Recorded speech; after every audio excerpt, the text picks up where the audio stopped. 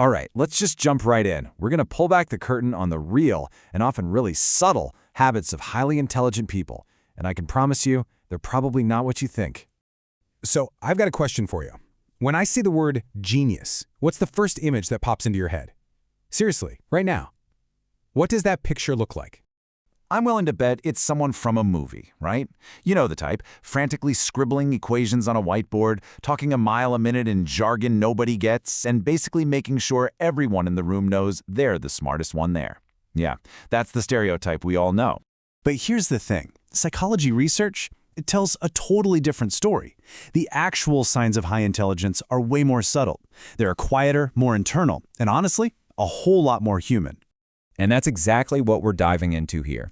We're going to tear down that myth of the showy genius and get into the reality, what cognitive psychology has actually uncovered. Okay, so here's the absolute key takeaway. Intelligence isn't about what you know. It's not some giant library of facts stored in your head. It's about how you think. Think of it like a computer's operating system. It's all about how your brain processes the world, connects the dots, and that special way of processing, it shows up in some really surprising habits.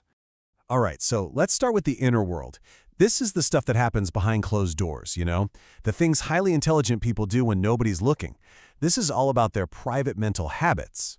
So we're going to look at a few key behaviors here, like a preference for spending time alone, the habit of talking to themselves, yep, that's a real one, overthinking the small stuff, and even being a total night owl. First up, spending time alone. You'd think smart people would always be debating and socializing, right? Wrong. Research from the London School of Economics actually found that folks with high IQs often feel less satisfied with a super active social life. And it's not because they're antisocial, it's because their brain is just always on. It's buzzing with ideas, and being alone gives them that quiet space to actually connect those ideas and figure things out. Okay, what about talking to yourself? We all do it, but we kind of think it's weird, right? Well, there's a fancy psychological term for it, self-directed speech. And get this, studies show it's actually a super powerful tool. It helps you focus, get your thoughts in order. It's almost like using an external hard drive for your brain. It's a sign that your mind is actively working through a problem. And that leads right into overthinking. An analytical brain doesn't just switch off at the end of the day. It's always running simulations, always exploring what-ifs. So when you see someone agonizing over what seems like a tiny decision, they're probably not being indecisive. Their mind is literally exploring a dozen different mental models and outcomes all at once. It's deep, deep analysis. So when you think about these habits, it really makes you pause, doesn't it? I mean, how many times have we seen someone do these things and just completely misjudge them? We jump to the totally wrong conclusion about what's really going on in their head. And this just perfectly shows the huge gap between what we see and what's really happening. What we might label as antisocial is really just a need for some mental quiet time. What looks like being indecisive? Nah, that's a brain exploring every single possibility. It's just a classic case of us misreading the signs of a mind at work. Okay, so that's the inner world. Now let's switch gears and look at the outer world. How do these brains actually interact with information, with other people? You'll see the patterns here are just as unexpected. So we're going to talk about a few things. This almost insatiable curiosity they have. Not being afraid to say, I don't know. Being totally willing to change their minds, having a really sharp sense of humor, and this habit of observing way more than they talk. Now this next one, it sounds completely backward at first, but saying I don't know is actually a huge sign of intelligence. Why? Simple.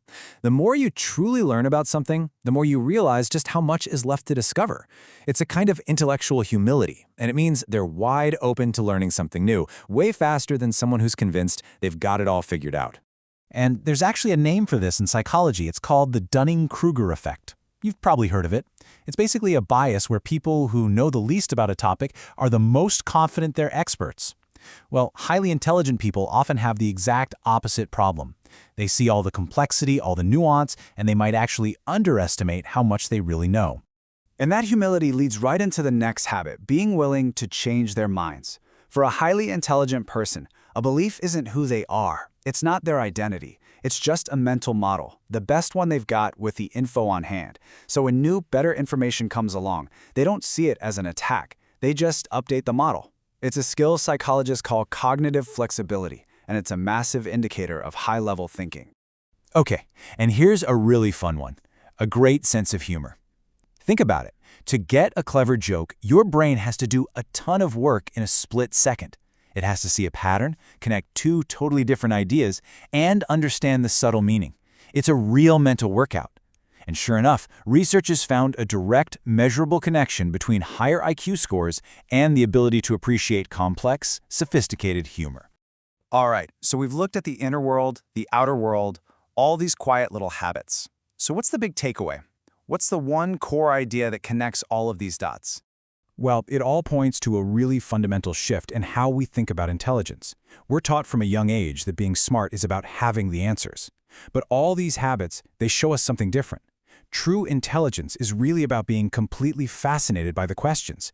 It's about the process, the journey of a mind that just can't stop trying to figure things out.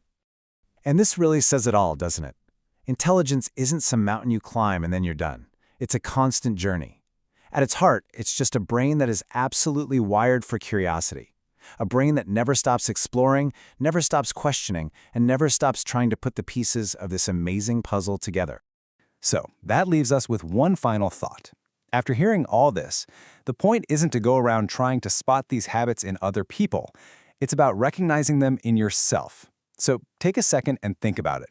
What's the puzzle that your brain is quietly, curiously trying to solve right now?